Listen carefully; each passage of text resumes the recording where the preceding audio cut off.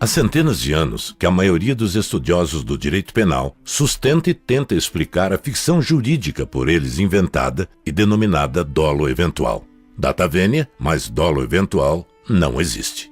A pergunta que se faz é: pode o direito penal desconsiderar princípios fundamentais e ofender o Estado democrático de direito e o próprio direito? Pensamos que sim. O direito penal ofende o direito quando tem sua aplicabilidade motivada pela satisfação de qualquer grupo que não seja o conjunto da sociedade, o que não contribui para a paz social. Portanto, deixar de sancionar a título de dolo um infrator que agiu dolosamente e sancioná-lo a título de culpa, ou ainda, deixar de sancionar a título de culpa um infrator que agiu imprudentemente e sancioná-lo a título de dolo, são exemplos de desconsideração de princípios fundamentais como o do devido processo legal e o da dignidade da pessoa humana. Alguns diplomas penais, como o brasileiro, permitem essa modalidade de ofensa ao direito.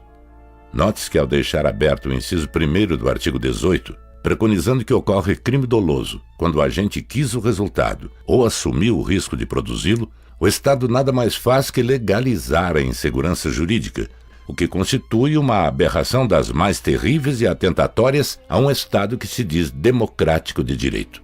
Toda vez que o Estado toma de forma subjetiva que fulano não quis o resultado danoso, mas apenas assumiu o risco de produzi-lo, e que, entretanto, de toda sorte deverá responder a título de dolo, ou ainda que fulano, mesmo assumindo o risco de produzir um resultado danoso ao bem jurídico, o fez de forma consciente, acreditando que tal resultado não se produziria, e que, portanto, não deverá responder a título de dolo eventual, mas sim a título de culpa consciente, está, na verdade, exercendo equivocada e arbitrariamente o direito de punir, lançando mão do conceito de dolo, estrategicamente dilatado, o que é uma temeridade jurídica.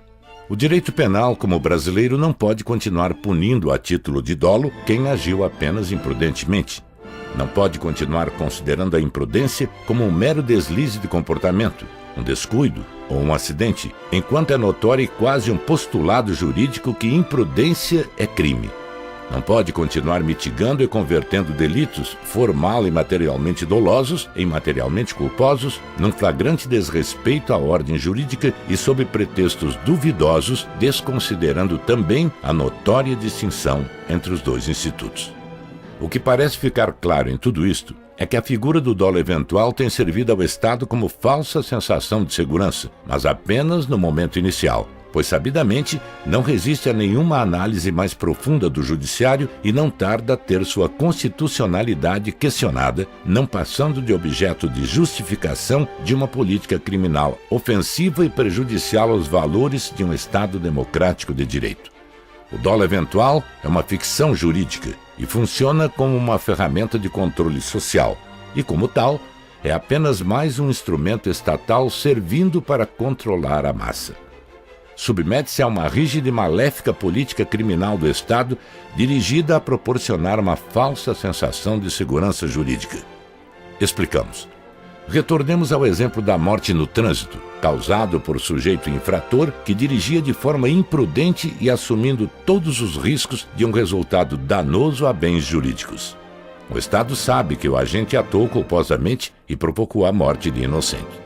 Sabe também que a pena para delitos culposos é bastante branda e, dependendo da comoção na sociedade, dizer que o infrator responderá apenas por homicídio culposo causará bastante insatisfação. Nesta ocasião, o Estado lança mão de sua política criminal viciada, amparada por dispositivos como o do inciso 1º do artigo 18 do Código Penal brasileiro, imputa ao infrator o delito a título de dolo, não o direto, mas o eventual, é dizer, imputa um dolo mitigado, mas apenas terminologicamente, ou seja, o agente quis, mas não quis, ou ainda, não quis de verdade, apenas assumiu o risco, portanto, é dolo do mesmo jeito, só que eventual. Esta realidade, de acordo com o conhecido jargão popular, seria cômica se não fosse trágica.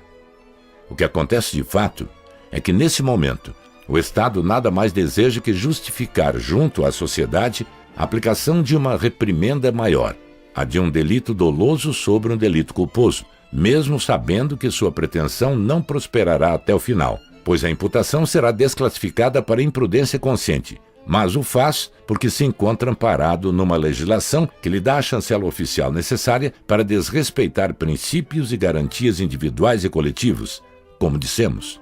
Nesse contexto, a culpa consciente termina por funcionar como objeto de mitigação do dolo eventual, beneficiando com uma ínfima pena quem merecia uma justa reprimenda. Portanto, a pena, a exemplo do Estado, não cumpre sua função, e o que se tem é a legitimação de uma atitude criminosa estatal, o que poderia ser facilmente evitada com a adoção de critérios normativos de imputação.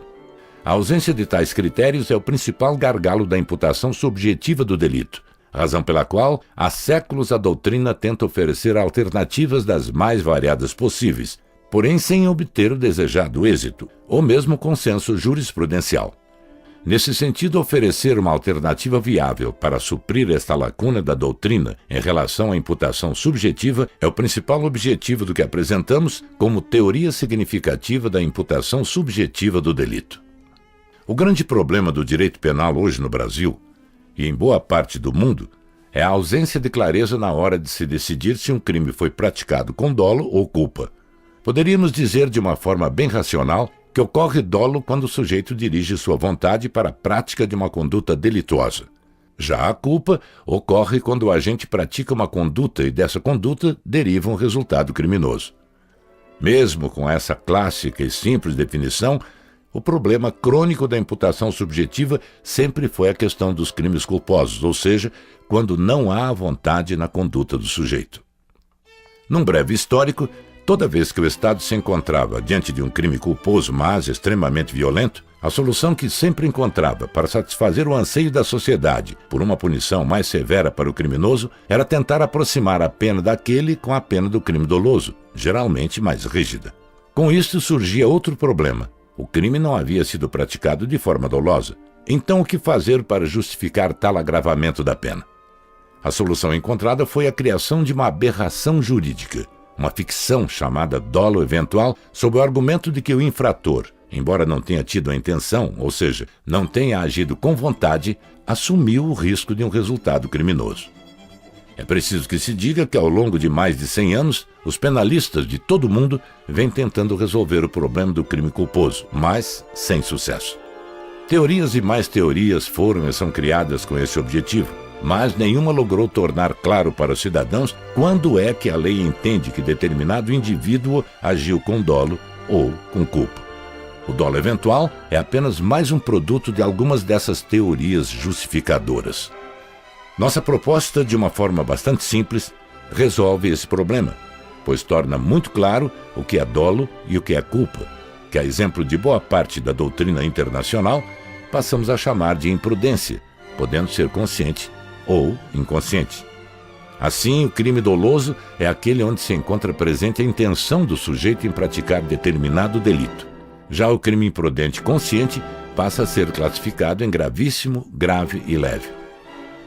Nesse contexto, o dolo direto de primeiro grau passa a ser denominado apenas dolo. O dolo direto de segundo grau passa a ser denominado de imprudência consciente gravíssima. O dolo eventual passa a ser denominado, coerentemente, de imprudência consciente grave, e a culpa consciente passa a ser denominada de imprudência consciente leve. O crime imprudente consciente gravíssimo é aquele em que o sujeito, embora não tenha intenção, assume o risco pela sua conduta, tendo como certa a ocorrência do sinistro. Exemplo disto é o caso de um sujeito que coloca uma bomba no carro tentando matar o dignitário, mas tem certeza de que o motorista também vai morrer. Nesse caso, em relação ao dignitário, ele vai responder por dolo, mas em relação ao motorista, vai responder por imprudência consciente gravíssima e estará passível de sofrer uma pena que pode chegar a 80% da pena do crime doloso. Por sua vez, no crime imprudente consciente grave, o sujeito pratica uma conduta de alto risco sem se importar com o que pode acontecer a terceiros. É o caso do motorista que, depois de ingerir bebida alcoólica, dirige seu veículo e vem a provocar lesão ou morte de terceiros. Nesse caso, não importa se é em alta velocidade ou não, pois o risco já está incrementado pela ingestão de bebida alcoólica. Em casos assim, o sujeito infrator deverá responder por imprudência consciente grave e estará passível a uma pena que poderá chegar a 50% da pena do crime doloso. Importante dizer que essa modalidade abrange quase a totalidade dos acidentes de trânsito com vítima, com a vantagem de não haver a velha discussão se foi culposo ou doloso. Assim, em caso de homicídio no trânsito, caracterizado como imprudência consciente grave, a pena seria corrigida de uma detenção de 2 a 4 anos para reclusão de 6 a 10 anos. Por fim, temos a imprudência consciente leve, onde o sujeito assume o risco por sua conduta, mas não aceita e nem admite a ocorrência de um resultado delituoso. É o caso das chamadas brincadeiras sem graça, que muitas vezes terminam em tragédia, como, por exemplo, empurrar um amigo numa piscina e provocar uma lesão grave ou até mesmo a morte do amigo.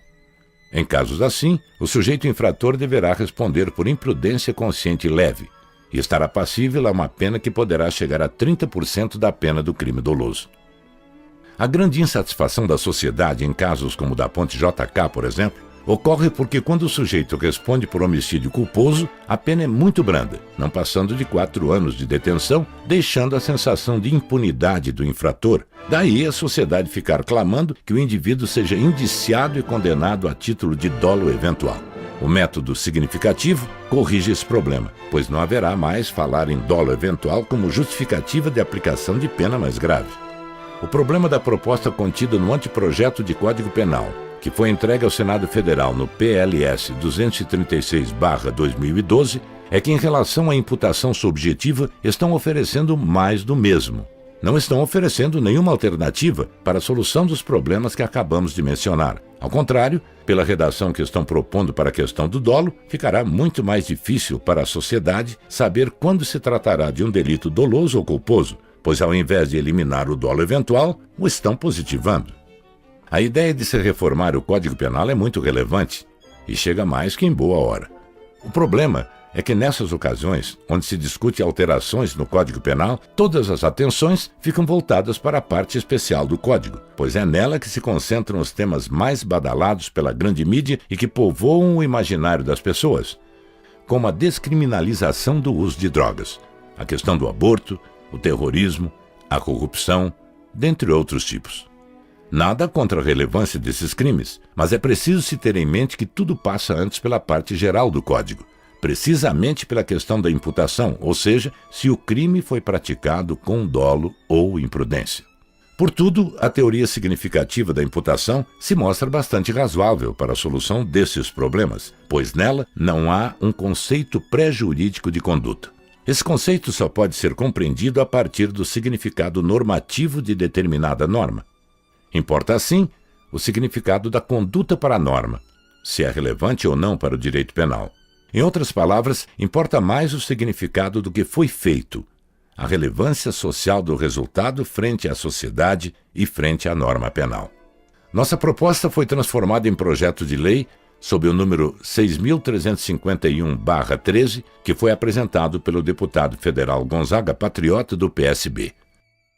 Atualmente, o projeto encontra-se na Comissão de Constituição e Justiça da Câmara, sob a relatoria do deputado Fábio Tradi. Por fim, como costumamos dizer, uma teoria não é mais que um ensaio da verdade, até que alguém acredite.